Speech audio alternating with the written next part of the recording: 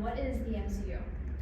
So the MCU is the Marvel Cinematic Universe, and it's a mega franchise that's been going on since 2008. So what is that, like 15 years or so? My math might be wrong, but it's been going on for a long time, and its basic premise is that not only is it a franchise, but it's a franchise of franchise, almost a king of kings in a way, and that all these franchises are interconnected, and that they are telling a continuous story that is building up to big events.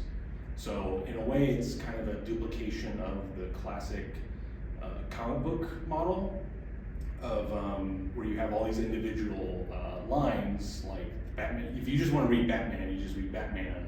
But then every year or so, they have a big event where all the characters come and interact, and multiple storylines come, and there's a big event. So that's what it is in concept. All right. What does the MCU mean to you? What the MCU means to me is not much. Sad to say. I mean, I'm a nerd, so I feel an allegiance to all things nerdy. Even though nowadays being a nerd is being in the mainstream in a way, large part due to Sam Raimi's Spider-Man movies and The Lord of the Rings, and then maybe even doubly so now that every grandma knows who Thanos is and knows what the Infinity Gauntlet is. But also the MCU is interesting to me because I'm interested in anything that is mega cultural, that is something that is attains global interest. So anything that is, because I just want to keep in touch with the times. Like, even though I'm an old man at soul shaking my fist at the sky, I don't want to go into that in my 30s. Maybe in my 50s I'll just give up and shake my fist at the sky and tell kids to get off my lawn. But I want to be with it, with the culture. So even though like I have no interest in Taylor Swift, the fact that her Eras, her Eras campaign, her tour, that's the word, her tour is going on, I should at least know about it and know what kind of the vibe is, just so that my understanding of the universe and of the world around me at least has something to do with the real world. Is there a problem with the MCU? That is an understatement. There is a massive problem with the MCU in that its sort of omnipresent status as just common cultural currency is really left since Endgame, which is where Thanos met his end, and this whole story arc that started in 2008 with the first Iron Man movie really met its end, and a lot of the major characters and actors, more importantly, left the franchise, like Robert Downey Jr. as Iron Man. And unlike the comics, where you can just keep drawing Iron Man is just a drawing. You can just keep drawing him endlessly and endlessly. Actors have lives, and they don't want to be on these big shoots for 30 years.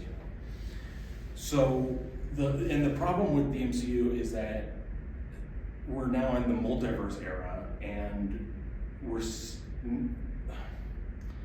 because of the needs of Disney Plus to have more and more content on their streaming platform, there's been a demand from Disney to have more and more shows and movies.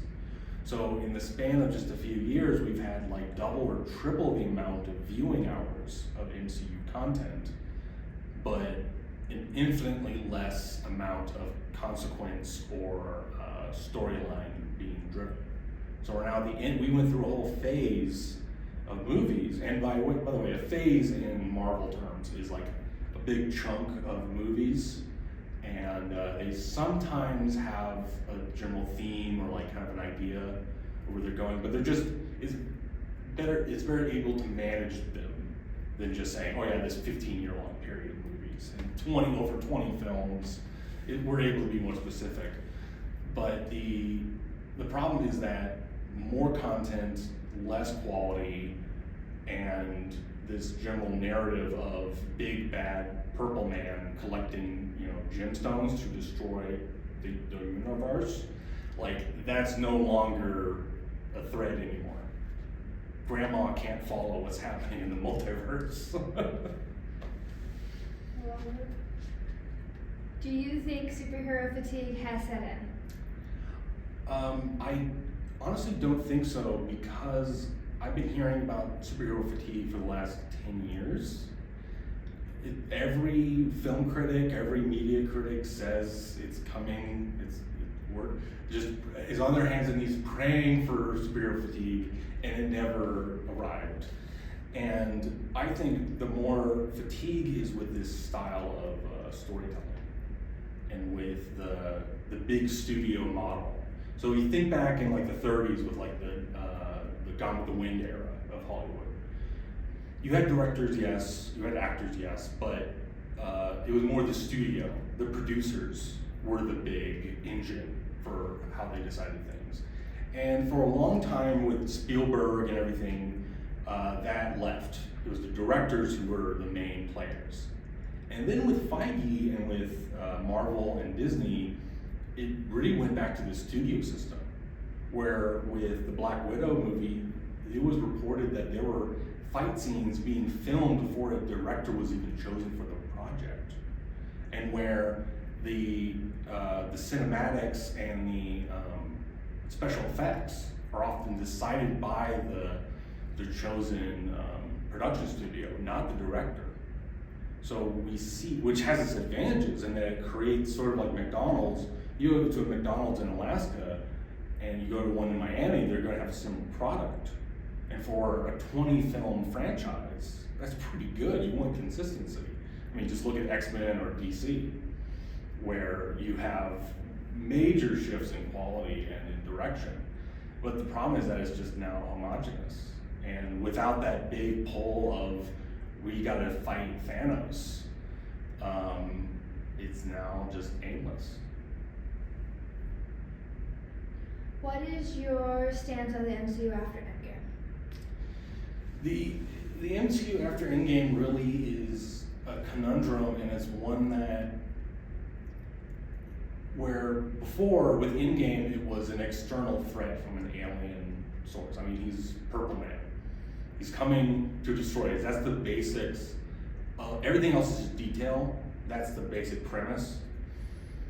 And now they moved into multiverse, which in a way makes sense because it allows an immense freedom for franchise crossover, for alternate storylines and all that. But the problem is that by introducing the multiverse, one, it's way harder to follow for all the grandmas in the world. And also for the nerds. If you're not fully devoted to phase 4 and 5 of Marvel, you have no idea what's happening. You know, so, and it's just a thing where, okay, so there's a multiverse and there's an infinite amount of Spider-Men.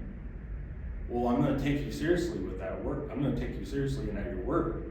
So you can't say, oh no, we're gonna kill him, because there's an infinite number.